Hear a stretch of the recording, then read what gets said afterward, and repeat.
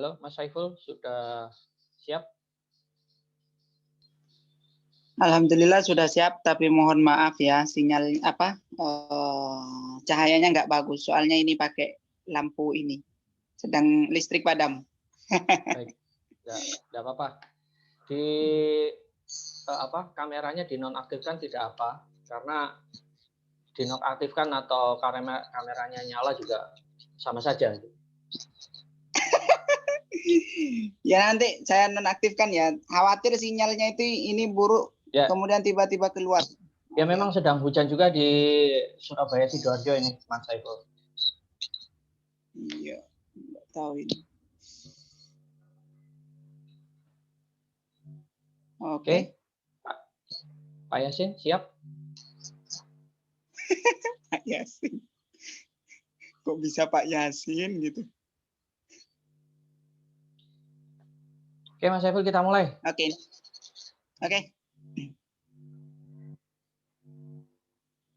Bismillahirrahmanirrahim. Assalamualaikum warahmatullahi wabarakatuh. Selamat malam para sahabat Ngobras dimanapun berada. Masih bersama kami di sini, Eko Prasetyo dan Saiful Rahman, penjaga gawang di Media Guru. Rekan-rekan Ngobras yang saya banggakan, tema malam ini di Ngobras 4 adalah taktis dan praktis memasarkan buku indie. Bukan tanpa sebab kami mengusung tema ini, sebab kami berdasarkan pengalaman kami dan kami lihat di lapangan, sekarang ini sudah banyak sekali penulis-penulis baru bermunculan dan karya-karya buku yang dihasilkan juga semakin banyak. Ya, ini seakan-akan membuktikan bahwa pandemi tidak menggeser minat terutama kalangan pendidik untuk mempublikasikan karyanya dalam bentuk buku. Namun di sisi lain ini menyisakan masalah. Ya, ada satu persoalan bahwa ketika buku itu sudah diterbitkan secara indie atau secara mandiri, tidak sedikit di antara teman-teman ini kesulitan untuk memasarkan bukunya. Nanti di sini saya akan mengajak kita semua berdiskusi lebih jauh mendalami apa sebenarnya yang perlu dilakukan oleh seorang penulis, terutama penulis yang secara mandiri menerbitkan bukunya sendiri. Banyak sekali pengalaman baik dari saya maupun Saiful Rahman yang bisa kami bagikan di sini dan teman-teman bisa menyimak lewat interaksi yang kami buka nanti. Untuk mengawali kegiatan Ngobras keempat kali ini, mari kita sejenak menundukkan kepala, menengadahkan tangan, berdoa kepada Tuhan Yang Maha Kuasa agar kita semua diberi kesehatan dan bangsa kita diberi keselamatan, serta wabah pandemi ini segera berlalu dari bumi Indonesia dan dunia. Mari kita berdoa bersama-sama, berdoa dimulai.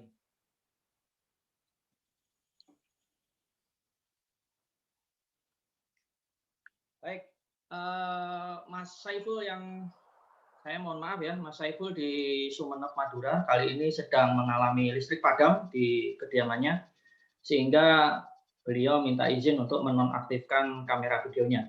Juga ini sebenarnya untuk menjaga agar kualitas jaringan internet di sana stabil. Bapak Ibu, teman-teman Ngobras yang saya banggakan, untuk kali pertama saya beri kesempatan ke Mas Saiful memberikan sedikit celotehannya terkait dengan tema malam ini, baru nanti saya akan ikut nimbrung di dalamnya dan kita akan buka interaksi. Saya persilakan, Mas Saiful. Baik, terima kasih. Selamat malam Bapak Ibu yang berbahagia, sahabat Ngobras. Nah, pertama saya mohon maaf karena di sini ini tadi hujan, terus ada geluduknya, kemudian listrik padam. Nah, saya ingin berbagi cerita bagaimana perjalanan penjelasan yang luar biasa ya. Teman-teman Ngobras baru saja mendengarkan bagaimana paparan Mas Saiful yang tidak bisa kita dengar bersama-sama. Halo Mas Saiful. Mas Saiful, suara Anda tidak terdengar di sini. Masa nggak kedengeran? Halo? Halo? Ya. Mas Eko? Rupanya ada gangguan. Kedengeran nggak?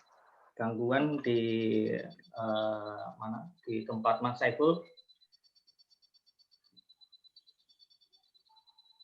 Ya, Anda bisa mendengar saya, tapi teman-teman di sini tidak bisa mendengar Anda itu, Mas Saiful. Terdengar kok, Pak. Halo?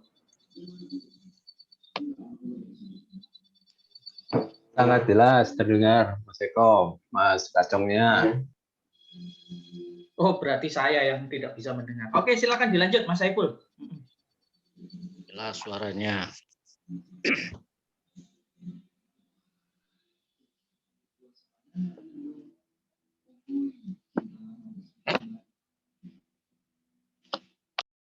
Mas Saiful, silakan Mas Saiful, dilanjutkan.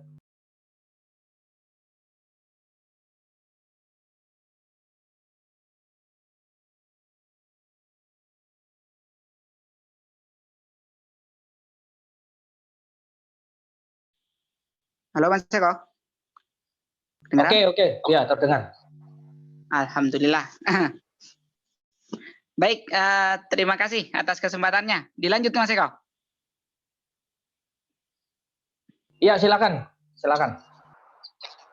Oke. Nah, Bapak Ibu sahabat Ngobras yang berbahagia, mohon maaf tadi ada masalah sedikit. Nah, menerbitkan buku itu sekarang sudah seperti yang disampaikan oleh Mas Eko sudah semakin banyak ya, apalagi penerbitan buku indie itu memberikan ruang bagi kita untuk lebih bebas menerbitkan tanpa terlalu lama menunggu. Kalau kita biasanya menerbitkan di penerbit-penerbit mayor, mungkin membutuhkan waktu sekitar 1 tahun baru buku kita bisa tersebar di toko buku. Tapi dengan adanya penerbit indie, mungkin 1 bulan, 2 bulan sudah bisa diluncurkan. Namun yang menjadi persoalan berikutnya adalah ketika kita baru menerbitkan buku, ada beberapa masalah. Yang pertama, kita biasanya dihantui oleh rasa tidak percaya diri untuk memasarkan buku kita. Itu yang pertama. Yang kedua, untuk meyakinkan orang agar mau membeli buku kita. Itu menjadi persoalan-persoalan yang sering menghantui. Persoalan ketiga, banyak yang minta gratisan. Nah, ini adalah persoalan yang juga sering menghantui saya waktu baru pertama kali menerbitkan buku. Nah, bagaimana perjalanannya agar bisa buku itu laku, kemudian dibeli oleh banyak orang itu.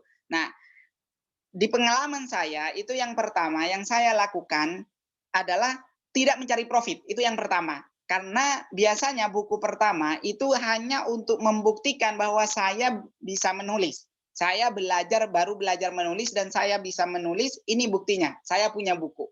Nah, jadi pada tahap pertama saya tidak memikirkan profit dulu, tapi eksistensi dulu. Karena itu buku-buku saya yang pertama itu kalau dihitung secara keuntungan itu mungkin bisa dikatakan bahkan minus gitu. Tapi saya mencoba dari buku-buku itu, saya pertemukan buku-buku saya ketemu orang-orang besar dan orang-orang yang terkenal kompeten, saya berikan buku saya, kemudian foto dan semuanya untuk membuktikan bahwa saya bisa menulis dan saya menghasilkan buku. Itu pada tahap pertama. Kemudian pada buku-buku berikutnya baru saya memikirkan bagaimana cara memasarkannya. Nah, disinilah yang menjadi tantangannya ketika kita mau memasarkan buku. Seorang marketer atau seorang pemasar itu tidak boleh merasa malu. Karena kalau dia itu merasa malu untuk memasarkan karyanya, tentu orang lain juga tidak bisa yakin untuk membelinya. Karena itu, pertama yang harus dilakukan, yakinlah bahwa buku saya itu adalah layak untuk dibaca oleh orang lain. Itu yang saya tanamkan pada diri dulu. Kemudian berikutnya, tawarkan buku saya akan menawarkan buku saya kepada orang lain. Saya tawarkan, kalau banyak orang meminta gratisan, itu kan biasanya kita repot ya. Kalau ada orang atau teman, sahabat dekat, itu biasanya kan mintanya gratisan, mintanya itu diskon 70%, kayak gitu kan sering muncul ya. Mungkin Bapak Ibu juga sering merasakan semacam itu. Nah, yang saya lakukan akhirnya saya nggak merespon gitu ya Bapak Ibu. Akhirnya saya nggak merespon. Kenapa? Mau nolak ya kadang nggak enak gitu. Misalnya minta gratisan, mohon maaf ini tidak ada gratisannya, itu juga nggak enak gitu. Tapi mau diberi, masa saya nggak bagaimanapun ketika kita proses mencetak, kemudian menulis itu sudah mengeluarkan banyak energi dan juga bahkan finansial yang kita keluarkan. Nah, karena itu akhirnya saya tidak merespon kalau ada orang yang minta gratisan gitu. Karena itu terkadang saya tidak menjual kepada orang terdekat saya, tapi saya jual ke luar gitu ya. Saya jual di media sosial, saya jual ke orang-orang yang menurut saya dia mampu membeli dan mau menghargai karya saya. Karena waktu itu saya kebetulan mahasiswa, maka saya tawarkan ke dosen. Dengan begitu dosen yang sudah pernah berkarya, mereka mengerti betapa sulitnya berkarya sehingga mereka itu mau membelinya. Itu. Nah, jadi saya cara menawarkannya itu juga ketika mau memasarkan buku, kita itu harus tahu pasar kita gitu, kondisi pasar kita kira-kira dia itu mau nggak membeli buku kita gitu. Jangan sampai kita memasarkan kepada orang yang salah. Misalnya ya, kita mau memasarkan tentang kita menulis buku tentang strategi kuliah, kemudian dipasarkan ke anak SD, jelas itu nggak laku gitu kan. Kenapa? Karena sasaran pasarnya itu tidak tepat. Nah, begitulah ketika kita mau memasarkan buku kita, kita perlu tahu ini buku ini layaknya dibeli oleh siapa, dibaca oleh siapa. Nah, karena itu ketika pelatihan biasanya kita diminta menulis sinopsis atau sebenarnya wara gitu ya. Sinopsis itu kita juga diminta untuk menentukan sasarannya itu siapa gitu. Karena ketika kita mau menulis buku diharapkan itu sudah tahu ini layak dibaca oleh siapa, sehingga kita nggak bingung lagi ketika mau memasarkannya gitu. Nah, kemudian era sekarang itu sudah semakin banyak layanan media sosial gitu, baik di media sosial dalam bentuk seperti Facebook, Instagram dan semuanya, maupun seperti marketplace online gitu, seperti Shopee dan semuanya. Nah, Bapak Ibu bisa melakukan pemasaran lewat itu. Misalnya seperti yang saya lakukan itu ya di media sosial seperti Instagram dan Facebook. Kemudian di mana story-story di WA. Itu saya lakukan. Kemudian berikutnya saya juga melakukannya di Shopee. Nah, kalau Bapak Ibu pernah membuka akun Shopee, di situ sebenarnya sudah banyak. Saya kaget juga ternyata banyak penulis media guru itu memasarkan bukunya di Shopee. Ketika saya cek penerbit media guru, Pustaka Media Guru, coba Bapak Ibu cek, Pustaka Media Guru, itu banyak buku-buku karya media guru. Memang, karya media guru, buku-buku yang diterbitkan oleh media guru, di sana banyak. Bahkan ada yang laku 20 berapa, saya lihat kemarin itu banyak yang laku. Memang sekarang untuk tahun 2020 itu top yang termasuk top dalam proses penjualan itu kosmetik ya. Jadi Indonesia itu masih jarang orang membeli buku lewat Shopee, tapi itu bisa menjadi salah satu tempat bagi kita untuk memasarkan itu ya. Nah, selanjutnya adalah lakukan duet ya Bapak Ibu. Itu bisa kita lakukan juga. Misalnya sekarang itu banyak duet-duet gitu ya, seperti yang saya lakukan dengan Mas Eko, duet dengan Mas Eko, atau misalnya di bundling. Nah, terkadang orang itu mau membeli buku, tapi kalau cuma satu berat di ongkir, misalnya seperti itu. Gimana caranya? Ya sudah bundling aja dengan beberapa buku, sehingga orang merasa bahwa itu lebih murah gitu ya. Karena apa? Beli 100 misalnya sudah dapat 2 buku, ongkirnya berapa gitu. Daripada cuma beli misalnya harga bukunya 50.000, tapi ongkirnya karena jauh 50.000. Itu kan rasanya itu nggak enak gitu. Ongkirnya kok lebih mahal gitu. Makanya lebih baik Bapak Ibu bisa menggunakan bundling. Gandeng dengan teman-teman yang satu tim, misalnya sesama penulis, ada dari satu kota yang sama, atau dari satu desa yang sama, diajak, ayo kita bundling gitu. Kemudian tahap lain, langkah lain yang bisa kita pakai adalah melakukan bedah buku. Nah, ini memang tidak secara otomatis, terkadang tingkat serapnya pun penyerapannya tidak sampai 50% dalam bedah buku. Cuma ini salah satu langkah yang bisa kita lakukan untuk memperkenalkan diri. Yang pertama, untuk memperkenalkan diri bahwa kita adalah seorang penulis. Kita bisa menulis, kita punya karya. Yang kedua adalah ya untuk memasarkan buku itu sendiri. Karena terkadang orang membeli buku itu ada beberapa unsur yang dipertimbangkan. Yang pertama itu adalah siapa yang menulis. Itu selalu menjadi pertimbangan. Judul itu kalau saya pengalaman saya membeli buku, judul itu biasanya tahap kedua. Yang pertama itu siapa yang menulis. Kemudian baru dilihat judulnya, kemudian baru kita bicara wara atau blog.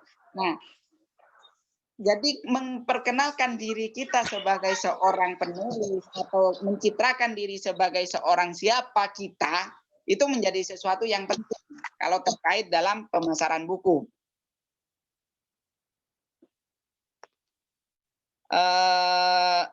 Selanjutnya adalah dalam memasarkan buku, bundling itu bisa kita lakukan, kemudian lewat online shop itu bisa, kemudian lewat media sosial juga bisa, itu bisa kita lakukan. Mohon maaf, kok aneh. Itu ada yang nyala mic-nya itu peserta tuh. Iya, ada yang nyala. Mohon minta Saya bantuan jadikan co-host. Saya jadikan co-host.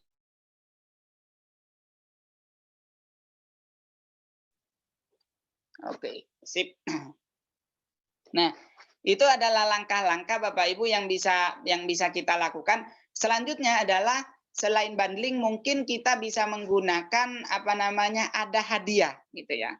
Bonus atau ada hadiah. Misalnya kalau membeli buku ini kita mendapatkan apa selain buku itu. Itu juga bisa kita pakai langkah-langkah semacam itu. Namun yang paling penting sebenarnya selain itu adalah stok. Kita harus memprediksi stok kita itu berapa dan kalau kita mau memasarkan dalam rentang waktu berapa lama dan stoknya tersedia enggak.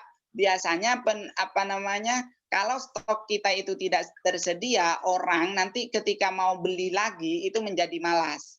Gitu ya. Karena khawatirnya stok enggak ada atau apa gitu, itu akan membuat citra pelayanan kita itu menjadi jelek ya. Itu menjadi pertimbangan juga. Nah, informasi juga ternyata ketika kita menjualnya menggunakan online shop itu ongkirnya lebih murah Bapak Ibu daripada kita menjualnya secara langsung. Jadi kalau misalnya ke depan Bapak Ibu bisa mencoba ketika menjual buku itu arahkan untuk membelinya via online shop karena itu lebih murah. Pelayanannya dan itu ada indikatornya. Kalau misalnya di online shop itu packingnya kan kelihatan, kapan dikemasnya, kapan dikirimnya, kira-kira sampai tanggal berapa itu kan sudah kelihatan di sana. Ada tracknya. Berbeda dengan kita itu misalnya jual secara langsung, kita yang ngirim, kadang kita kan nggak bisa kayak gitu untuk tidak ada tracknya gitu. Orang pembeli tidak bisa memantau perkembangan buku kita sudah ada di mana. Ya. Itu Mas Eko yang bisa saya sharingkan. Selanjutnya silakan Mas Eko memberikan tambahan. Baik, terima kasih Saiful. Jadi begini, ketika membincang buku indie, dulu tahun 2010 saya membaca buku self publishing karya terkenal dari Dan Poynter. Ini seorang self publisher terkenal di Amerika. Dalam buku tersebut dikatakan bahwa writing is not a job, it's a business. Nah, dalam dunia penerbitan, dunia kepenulisan, mencari materi itu sesuatu yang wajar, sah, dan legal. Nah, saya berpikir, saya tidak akan bisa produktif menulis buku apabila saya hanya ini saja menanti-nanti jawaban dari penerbit umum atau penerbit mayor. Saat itu saya sudah menjadi penulis di penerbit Erlangga dan penerbit Indeks. Namun seusai membaca buku tersebut, saya berpikir ini boleh dicoba. Dan saya akhirnya memberanikan diri untuk menerbitkan buku secara indie. Kemudian tantangan berikutnya memang adalah bagaimana cara agar buku itu terserap. Nah, di sini yang saya lihat di Indonesia, terutama di ketika program Satu Guru Satu Buku itu bergulir, ada beberapa celah yang tidak dilakukan oleh teman-teman penulis. Ya, yang pertama, soal manajemen. Penulis yang baik harus memiliki manajemen yang baik pula. Artinya, ada yang semula meniatkan diri mencetak buku 50 eksemplar untuk dijual. Ternyata di dalam perjalanannya buku itu hanya diberikan sebagai souvenir. Nah, ini dari sisi manajemen sudah keliru, sudah salah sekali. Ya. Yang kedua, celah selain manajemen, nanti saya jelaskan satu persatu. Yang kedua adalah kita menulis hanya untuk kepuasan diri kita. Nah, itu sebagian yang saya lihat ya. Jadi kalau saya bicara secara belak-belakan, ini harus saya sampaikan. Apa yang dimaksud menulis untuk keperluan dirinya sendiri? Ia hanya membutuhkan eksistensi saja. Ia hanya mengejar rating saja. Jadi ada nuansa lain yang lepas dari sana. Apa? Keterbacaan. Nah, ketika seorang penulis berfokus pada sisi keterbacaan karya bukunya, maka ia harus bicara pasar. Nah, apa celah nomor 2 ini? Celah itu adalah penulis tidak memahami apa yang diinginkan oleh sasaran pembacanya. Nah, ini 2 kesalahan yang luput ketika kita bicara dalam konteks buku indie. Yang ketiga, kelas 5 SD, saya membaca buku silat terkenal karya Ko Ping Ho. Ya. Jadi saya mengikuti serial Bukek Xiansu itu sampai berseri-seri saat itu. Sampai kelas 5 SD itu saya rela, mohon maaf, bolos sekolah, ini jangan ditiru, ini nggak bagus nih. Saya rela bolos sekolah demi membaca Ko Ping Ho. Anda bisa bayangkan itu. Tetapi Bapak Ibu, begitu melekatnya Ko Ping Ho di benak saya yang saat itu masih bercelana merah berseragam putih, ya, kelak di kemudian hari saya baru ngeh ketika saya bekerja di Jawa Pos, saya baru ngeh manakala Ko Ping Ho itu atau Asmaraman ini dia tidak pernah mengunjungi Tiongkok, dia tidak pernah menjejakkan kakinya di bumi tirai bambu. Tetapi dia bisa begitu hebat menceritakan Bukek Xiansu, cerita-cerita silat itu dengan latar belakang Tiongkok. Memang Ko Ping Ho ini adalah penulis peranakan Tionghoa yang sangat terkenal di tahun 50-an, 60-an. Tetapi yang jelas, saya melihat di sini bagaimana kepiawaian Ko Ping Ho ya, itu seolah-olah melibatkan pembaca. Nah, dari konteks ini, dari konteks tema malam ini, saya melihat teman-teman penulis itu sebagian besar tidak mampu melibatkan pembaca dalam karya-karyanya. Alhasil apa? Alhasil mereka sekadar menulis untuk kepuasan diri saja, ya, tanpa memperhatikan psikologis pembacanya. Nah, nanti di sisi interaksi itu saya bisa merespons apabila ada pertanyaan terkait hal tadi. Jadi yang saya catat adalah 3. Yang pertama, manajemen yang tidak baik. Yang kedua, sangat berkaitan dengan kemampuan si penulis dalam menerjemahkan sasaran pembacanya. Jadi dia menulis itu memang untuk kepentingan pembaca. Dan yang ketiga, melibatkan pembaca dalam setiap karyanya. Nah, selama berkarir di dunia kepenulisan sejak tahun 2000, artinya sudah 21 tahun lebih saya di dunia kepenulisan ini, saya merasakan betul ini mesti dikuasai oleh para penulis. Ya. Ada hal lain Bapak Ibu. Apa itu? Ketika kita bicara taktis memasarkan buku indie, maka sejatinya kita mutlak didorong untuk menciptakan pasar kita sendiri. Ya.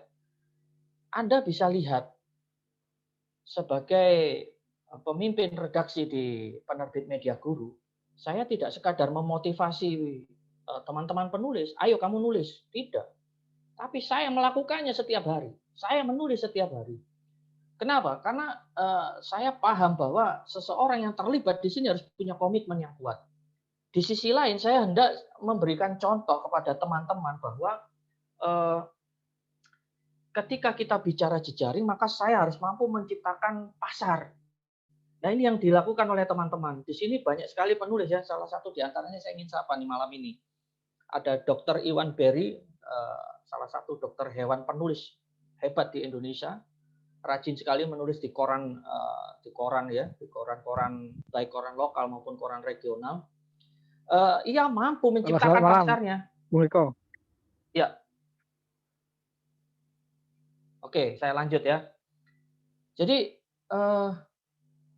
disinilah sebenarnya kemampuan kita dituntut ya. Kita dituntut untuk mampu menciptakan pasar kita. Kita dituntut untuk mampu menciptakan pembaca kita. Memang tidak mudah, semuanya butuh proses, tidak bisa instan. Kalau Anda ikut pelatihan satu guru satu buku di Media Guru, yang diantaranya itu saya pandu, Anda dituntut untuk 1 bulan menulis buku. Ya, it's easy, mudah dilakukan siapa saja, penulis, pemula, siapapun bisa melakukan. Tetapi yang namanya proses, itu tetap harus dijalani dan tidak bisa instan. Ya. Dan saya kira ketika kita sudah punya komitmen, kita bisa melakukan itu secara baik. Saya kira itu Mas Saiful Rahman. Nanti kita lebih banyak berinteraksi dan berdiskusi saja ya. Saya kembalikan ke Saiful Rahman.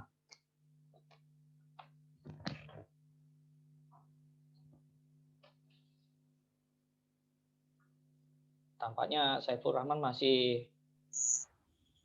Saiful Rahman. Ya, maaf tadi terlempar, sudah 2 kali nih terlempar, Mas. Ya, karena ini ya cuaca yang memang sedang hujan ini. Iya.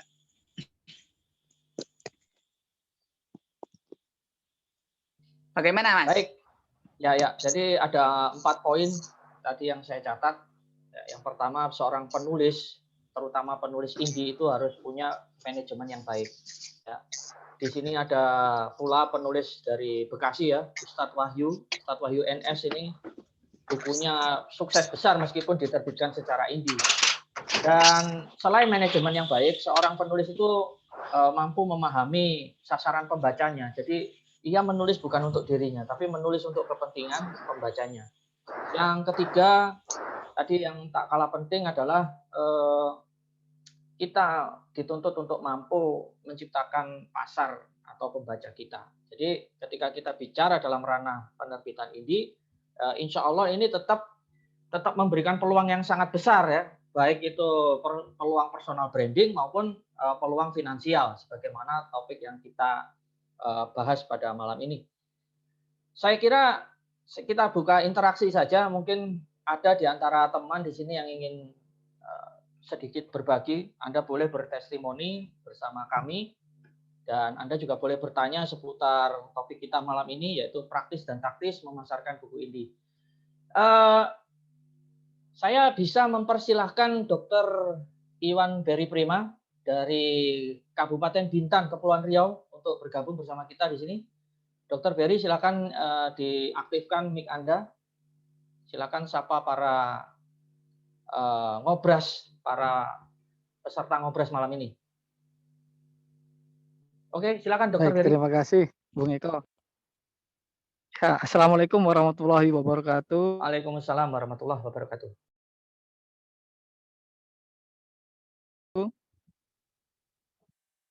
Suaranya putus. Wah ya, Dr. Berry ini suaranya. Sebelumnya mohon maaf.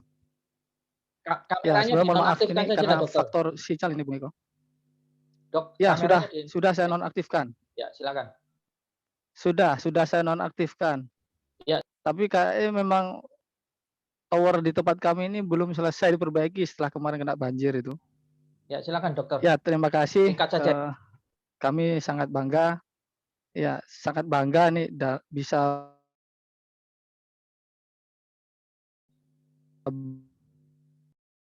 bergabung bertemu Kocong serta para penulis yang lain.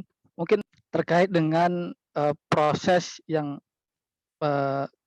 mulai dari pracetak sampai proses cetak.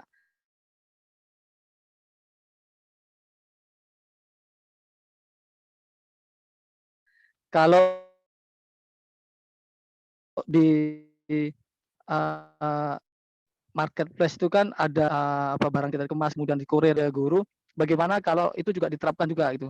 Jadi mungkin kita ada startup baru gitu yang mengatakan bahwa kita punya naskah sedang diedit misalkan begitu, kemudian setelah itu selesai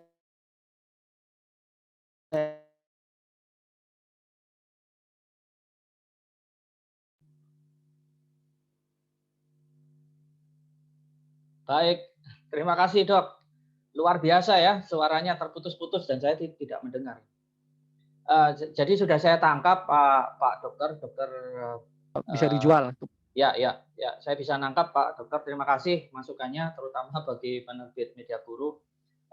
Semoga nanti ke depan kami bisa saat ini kami bisa mengevaluasi dan semoga saja nanti ke depan bukan tidak mungkin kami membuat startup tersebut agar memudahkan teman-teman penulis yang ada ya.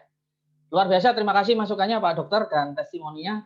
Kami merasa sangat terhormat Pak Dokter bisa bergabung bersama kami.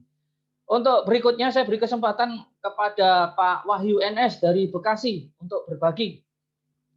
Ini luar biasa, kami merasa terhormat juga. Silakan Pak Ustadz berbagi bersama kami, diaktifkan mic-nya. Kami beri waktu singkat untuk berbagi kepada teman-teman di sini. Terima kasih Mas Eko. Assalamualaikum warahmatullahi wabarakatuh. Waalaikumsalam warahmatullahi wabarakatuh. Sangat bersyukur saya pada malam ini bisa bersilaturahmi dengan Mas Eko dan kawan-kawan sebagai penulis. Mungkin saya termasuk yang bingung juga Mas untuk memasarkan buku yang kedua gitu ya. Karena memang ya kita tahu sekarang kan masa pandemi ya.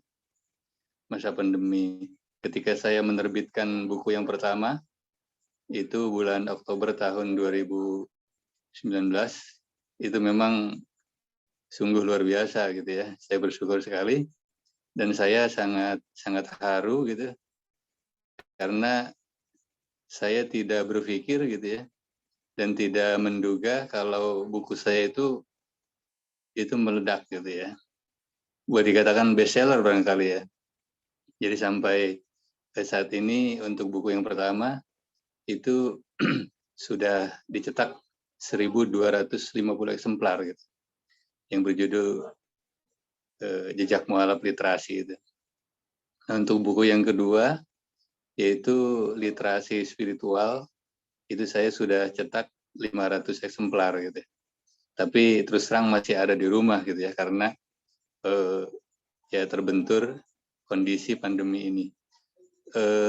Pengalaman saya memang karena saya sebagai pengawas itu marketingnya itu saya selalu membuat program gitu ya untuk kepenulisan gitu, dan itu sangat strategis sekali ya ketika ada program itu. Dan saya setelah mengadakan program semacam workshop kepenulisan itu, saya wajibkan untuk membuat buku antologi gitu.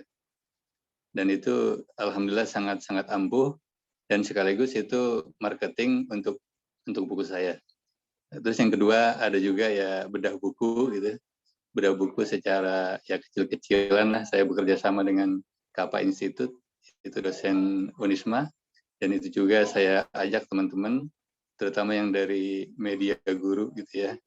Dan saya bersyukur sekali bisa silaturahmi terus dengan Mas Eko.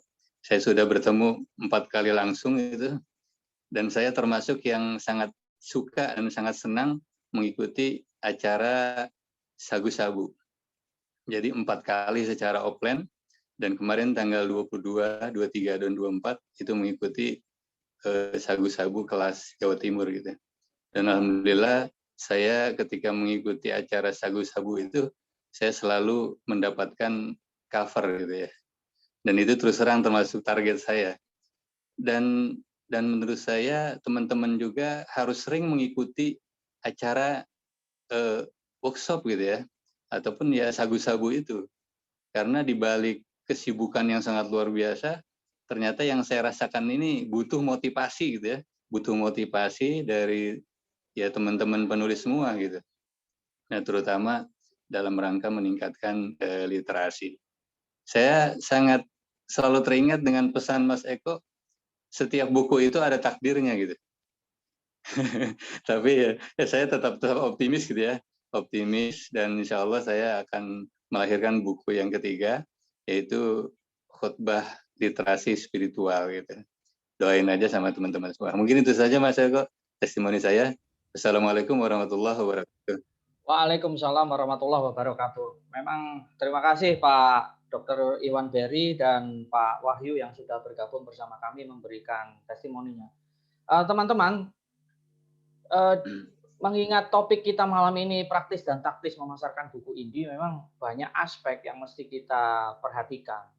Tidak ada salah, ya, tidak ada salahnya memang jika kita berniat menulis buku untuk kepentingan tertentu, misalnya hanya untuk dibaca keluarga dan teman-teman dekat, atau misalnya untuk keperluan portofolio, tidak ada salah. Tapi karena kita bicara topik malam ini, ya, topik malam ini itu taktis dan praktis memasarkan buku ini sejatinya tidak hanya berkutat pada sisi finansial belaka, namun ada filosofi lain yang hendak saya gerakkan di sana. Apa itu? Keterbacaan. Bagaimana caranya Anda menulis buku, bukunya sampai kepada lebih banyak pembaca. Saya membayangkan, meskipun Anda cetak hanya 50 eksemplar, ya, tetapi jika satu buku Anda itu dibaca oleh 5 orang, dan satu buku dibaca 5 orang, maka 50 buku itu bisa dibaca berapa ratus orang. Itu namanya keterbacaan, keterjangkauan pembaca. Artinya apa? Pesan yang kita sampaikan di buku tersebut sampai pada para pembaca yang kita tuju. Nah, sebelum saya buka interaksi lagi, saya ingin bercerita bagaimana sejatinya. Tadi Saiful Rahman mengatakan faktor penulis itu menjadi posisi teratas ya untuk menentukan sebuah buku itu laku atau tidak. Memang tidak bisa ditampik hal itu, tapi menurut saya faktor lain yang bisa ditempatkan di posisi atas itu sebenarnya judul. Nah, teman-teman penulis, terutama penulis indie, saya bicara dalam ranah media guru saja ya, tidak memberi contoh yang lain. Di media guru, itu kemampuan membuat judul sebagian teman-teman itu masih bisa dikatakan belum menggembirakan. Anda bayangkan, judul itu sering melibatkan kataku. Contoh, ayahku ternyata suami ibuku, sahabatku temanku, siswaku idolaku, guruku teacherku. Wah, ya semacam itulah. Artinya judul-judul yang tidak menjual. Itu satu. Kemudian yang kedua, tema yang diusung dalam buku tersebut itu sejatinya tidak betul-betul dibutuhkan oleh sasaran pembacanya. Nah, dalam konteks ini saya ingin mengajak kita semua lewat filosofi tema yang diusung pada malam hari ini, teman-teman itu memiliki kemampuan manajerial sebagai penulis yang baik. Ya, kapan harus menulis, kapan menjalankan komitmen dan tanggung jawabnya sebagai penulis, kemudian kapan ia memenuhi kebutuhan para penulisnya, dan kemudian bagaimana ia menjamin mutu karyanya. Nah, ini penting teman-teman ya. Dan yang terakhir tadi sebagaimana saya katakan, bagaimana buku tersebut bisa terbaca oleh khalayak umum. Kemudian saya ingin membuka interaksi saja ya, silakan bagi yang ingin bertanya. Oke, saya beri kesempatan untuk di kolom chat bagi Bapak Ibu yang ingin bertanya. Baik, ini ada pertanyaan dari, mohon maaf ini Bapak atau Ibu ya, Bapak Ru'yat Ismail. Assalamualaikum. Waalaikumsalam. Sebagai penulis pemula, manakah yang didahulukan?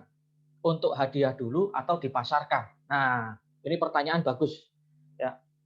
Apabila kita merasa diri kita penulis pemula, ya, baru mentas dari dunia kepenulisan, baru belajar ya sebagai atau baru terjun menekuni profesi sebagai penulis, maka sangat boleh atau sangat wajar apabila bukunya dijadikan sebagai hadiah dahulu, boleh. Alasannya tentu saja sama, keterbacaan. Mas Eko, saya cetak buku sebanyak 10 eksemplar dan 10 buku ini nanti hanya saya bagikan sebagai hadiah. Ya. Supaya apa? Supaya buku saya terbaca, tidak hanya menjadi koleksi saya pribadi. Itu boleh, silakan. Namun bila di kemudian hari cetak lagi, diniatkan untuk dijual, dipasarkan juga, itu pun tidak ada salahnya. Ya. Tapi yang jelas Bapak Ibu begini, mohon dicermati betul terkait manajemen. Artinya penulis yang baik itu memiliki manajemen yang baik pula. Kalau sebuah buku Anda cetak, diniatkan untuk dijual, maka jangan pernah buku itu dibagikan secara gratis. Itu namanya manajemen. Ya. Nah, kalau misalnya sebuah buku memang dicetak dalam jumlah tertentu, diniatkan untuk dijual, ya persilakan, itu boleh. Ya. Nah, untuk menyiasatinya bagaimana Pak Eko? Nah, untuk menyiasatinya Anda bisa begini. Misalnya, saya ambil contoh saya sendiri ya. Ketika saya mencetak buku saya sebanyak 100 eksemplar, saya mencetak 10 eksemplar berikutnya untuk kepentingan promosi, untuk saya bagikan gratis. Ya. Jadi setiap saya cetak sekian eksemplar, saya pasti cetak lagi untuk kepentingan promosi. Itu bagian dari manajemen. Nah, itu menjawab pertanyaan Pak Ru'yat Ismail. Berikutnya dari Ibu Zahra. Terima kasih Pak. Ya, halo.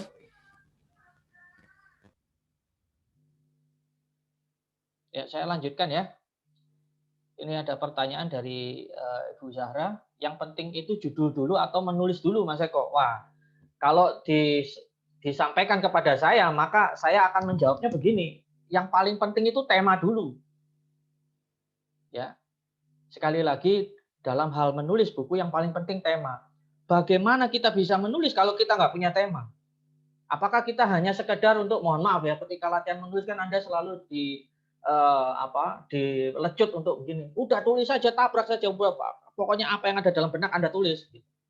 Nah, dalam konteks penulis yang pada tingkat lanjut, kita tidak bisa begitu, harus tertib. Ya. Yang paling penting adalah punya tema dulu. Setelah kita punya tema, punya kerangkanya, baru kita menulis. Nah, ini untuk menjawab pertanyaan bagi mereka yang kesulitan buat judul.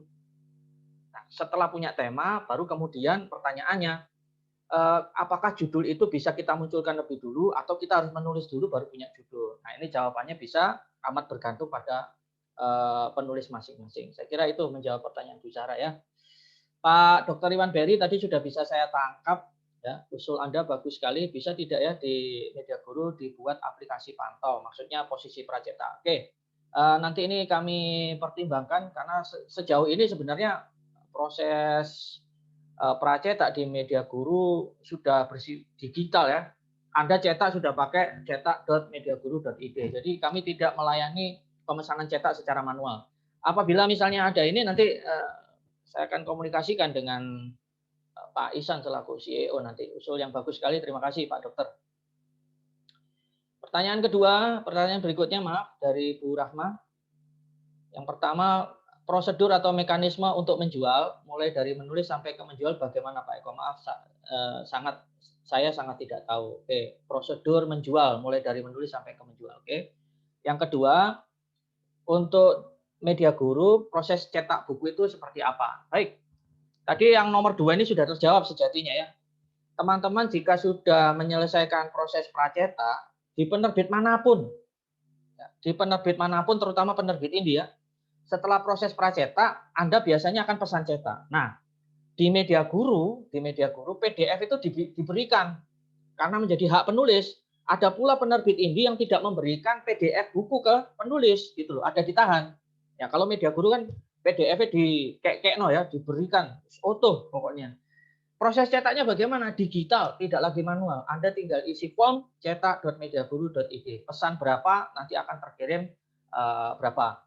Nah, untuk berapa lama pengiriman itu sangat bergantung pada lokasi tempat penulis atau pemesan. Ya, biasanya kami rata-rata menggunakan JNE dan JNT. Anda bisa ketika sudah punya nomor resi, Anda bisa langsung cek di website. Yang pertama, proses menjual dari menulis ke menjual. Jadi kalau kita simak penjelasan Saiful Rahman dan saya, sejatinya yang paling penting adalah kita itu tahu siapa pembaca kita. Itu yang pertama. Kita tahu apa yang dibutuhkan pembaca. Ya, itu sangat penting. Bagaimana nanti buku kita bisa terserap pada pembaca kita. Dan yang ketiga, ya, sekali lagi, kita harus benar-benar bisa menciptakan pasar kita. Kalau kita sudah punya pasar, maka kita tidak akan sulit menjualnya. Sejatinya Bapak Ibu, Media Guru itu memberikan wadah bagi Anda untuk bisa menjual karyanya. Lewat apa? Satu, Guru Siana. Anda bisa beriklan buku Anda di situ. Ya. Yang kedua, Anda bisa memasarkan buku lewat jejaring komunitas Facebook Media Guru. Itu dulu sebelum di-ban sama otoritas Facebook, anggota Media Guru lebih dari 100.000 orang. Ya. Jadi kalau Anda cetak 50 eksemplar, mau dipasarkan habis. Insya Allah bisa, dengan catatan buku itu memang betul-betul dibutuhkan oleh sasaran pembaca kita. Jadi jejaring sebagaimana disampaikan Saiful Rahman di awal itu penting, dan yang paling penting adalah kita mampu memanfaatkan komunitas yang ada di sekitar kita. Untuk apa? Untuk menciptakan pasar kita, gitu ya.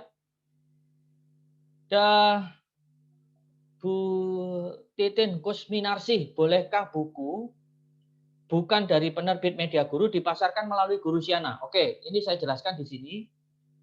CEO Media Guru Pak Ihsan itu berkali-kali menegaskan bahwa Guru Siana membuka layanan publikasi promosi buku hanya untuk penerbit Media Guru, hanya untuk buku-buku terbitan Media Guru. Sudah jelas ya Bu ya? Oke. Ini ada 2 pertanyaan lain sebelum saya lanjut. Apakah Saiful Rahman sudah bergabung di sini? Saiful? Oke, saya lanjutkan. Ada 2 pertanyaan. Dari Ibu Fitri Anora di Kabupaten Solok, Sumatera Barat. Bagaimana menyadarkan mental gratisan dengan santun tanpa menyinggung perasaan yang bersangkutan? Oke, kalau dari saya biasanya menyentil lewat komedi ya, tulisan-tulisan berbau humor. Selain humor itu bisa diterima dan punya sisi menghibur, dan sejatinya ketika tersentil mereka tidak merasa tersinggung. Itu sih kiat dari saya pribadi, Bu Fitri. Anda bisa melakukannya. Yang jelas begini, yang tidak mudah itu adalah bagaimana mengingatkan orang yang beli buku kita, mereka pesan dulu, bukunya telanjur dikirim, tetapi ternyata tidak kunjung dibayar. Nah itu yang sulit itu. Ya. Ini sebenarnya kesempatan bagi saya untuk menyadarkan bagi teman-teman yang di sini sudah pesan buku saya tapi belum bayar, gitu ya. Oke, yang berikutnya Pak Supardi dari Bekasi ini ya, Pak Supardi Harun Arasyid, ini pustakawan hebat. Mas Eko mau tanya bagaimana cara menjual buku indie di toko buku, sedangkan ya intinya bagaimana menjual buku indie di toko buku. Mudah Pak. Contoh sederhana ya. Di Surabaya itu ada toko buku Togamas. Nah, dulu saya langsung ke Togamas Diponegoro, ya, menghubungi manajer toko tersebut untuk menitipkan buku saya. Tentu ada perjanjian, ada klausul kerjasamanya di sana. Misalnya kerjasama itu berlangsung berapa lama, dan kemudian rabat atau keuntungannya dibagi. Ini secara persentase ya. Biasanya mereka meminta 40%. Ya. Ada pula yang meminta itu separuhnya bahkan. Ya. Ada yang begitu. Nah intinya ketika kita menitipkan buku di toko buku itu bisa kita lakukan secara manual, hubungi manajer tokonya. Ya. Kalau kita sudah menjalin relasi dengan baik itu akan mudah bagi kita. Biasanya untuk yang pertama itu kita bisa menitipkan 15 eksemplar di toko buku tersebut. Nah, Pak Eko, kalau misalnya saya ingin buku saya itu yang diterbit secara indie bisa tersebar di Gramedia, seperti apa caranya? Caranya mudah. Apa? Anda memanfaatkan perusahaan distributor. Nah, tapi ingat, perusahaan distributor itu ngambil untung juga. Jadi, kalau misalnya buku Anda itu misalnya dari Anda dijual 30.000, Anda harus siap-siap dari 30.000 itu nanti akan berbagi keuntungan berapa persen untuk distributor dan berapa persen untuk toko buku. Itu harus disiasati. Jadi itu menjawab pertanyaan Pak Supardi ya. Baik. Ini Ada pertanyaan yang bagus dari Ibu Lestari di SDN 18 Muara Panas, Sumatera Barat ya. Menurut Mas Pemret di masa pandemi saat ini buku seperti apa yang laku dijual? Very good. Ya, pertanyaannya bagus ini. Di masa pandemi buku apa yang laku dijual? Kalau saya ditanya seperti itu, maka saya harus survei. Nah, surveinya harus dari mana? Harus dari data media yang media arus utama, dan mereka mengutip data dari IKP. Nah, Bapak Ibu, di Indonesia kecenderungannya seperti ini. Yang saya lihat, buku fiksi jenis novel itu pembacanya masih tinggi. Yang kedua, buku motivasi. Saya membayangkan ya, betapa luar biasanya buku Anda akan terserap pasar apabila Anda memainkan judul seperti ini. Meraup jutaan rupiah tanpa bekerja di masa pandemi. Anda bayangkan kalau judulnya begitu. Meraup jutaan rupiah ya, tanpa bekerja di masa pandemi. Isinya apa? Isinya ternyata buku itu kosong semua. Loh, kenapa kosong? Artinya mustahil. Itu hanya impian. Tidak mungkin kita itu tanpa bekerja bisa menghasilkan jutaan rupiah. Artinya itu saya kira strategi-strategi semacam ini juga penting dipahami. Nah, berikutnya menjawab pertanyaan Anda tadi, Bu Lestari, menjual buku di masa pandemi itu tetap bisa. Saya kira pembaca buku itu tidak habis sebagaimana pembaca koran cetak ya. Kalau kita sekali lagi menulis sesuatu yang dibutuhkan oleh masyarakat, insya Allah buku itu bisa terserap. Kendati saat ini masih dalam situasi wabah pandemi corona. Saya kira itu. Ya. Oke, baik. Pak Pemret, ini ada pertanyaan dari Bu Rita. Untuk mencetak buku di MG, apakah bisa cetak gambar berwarna? Jawabannya bisa, Bu. Ya, sangat bisa. Dan ini, teman-teman semua yang baik, ya, sahabat Ngobras dimanapun Anda berada, saya ingin sampaikan satu hal. Ini pesan tolong dicamkan betul-betul. Jangan pernah berharap. Sekali lagi, jangan pernah berharap buku Anda itu bisa laku meskipun satu eksemplar. Apabila Anda belum menuliskannya. Ini tolong diingat semuanya ya. Sekali lagi, jangan pernah berharap buku Anda itu laku meskipun satu biji apabila buku itu belum ditulis. Itu saja dari saya. Bapak Ibu tetap sehat, tetap semangat. Sampai jumpa di Ngobras 5 pekan depan. Ya, insya Allah dalam topik bedah buku menulis tanpa kerangka. Bersama saya Eko Prasetyo dan rekan saya Saifur Rahman yang sudah terlempar sejak tadi. Alhamdulillah ya, akhirnya saya bisa berbicara lebih banyak di sini tanpa Saifur Rahman. Saya ucapkan terima kasih, sampai jumpa minggu depan. Wassalamualaikum warahmatullahi wabarakatuh. Salam. Waalaikumsalam. Makasih Pak Eko, makasih. Makasih Pak Eko. Terima kasih semuanya. Terima kasih, Mas. Terima kasih Mas Eko. Terima kasih Pak Eko. Terima kasih Mas Pemret. Terima kasih Pak Eko.